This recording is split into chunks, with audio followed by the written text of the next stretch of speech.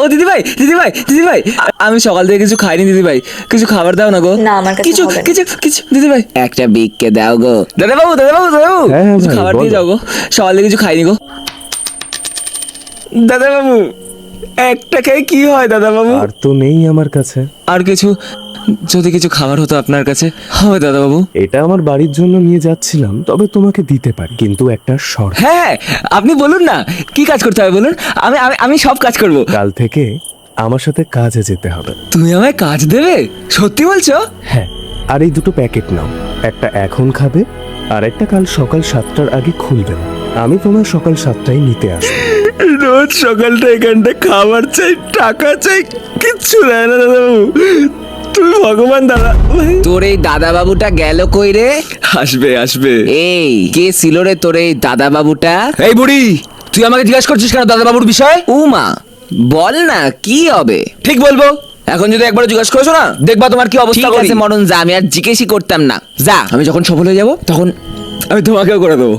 চলো ঘুমিয়ে পড়ো ঘুমিয়ে পড়ো, সকালে সকালে দাদাভাই আসবে।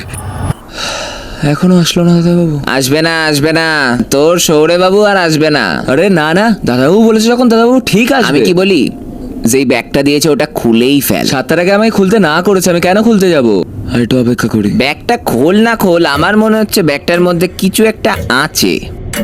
7টা বেজে গেল খুনি, এবার তো খোল।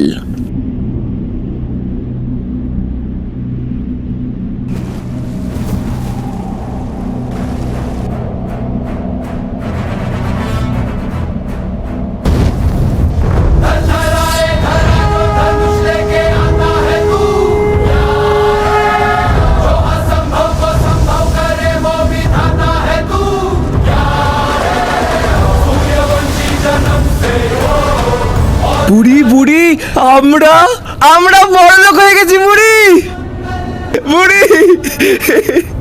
জয় শ্রীরাম।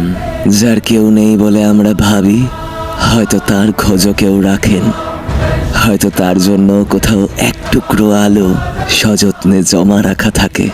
আর যখন সময় আসে, সেই আলো তাকে একদিন অন্ধকার পেরিয়ে নতুন পথের দিকে নিয়ে যায়।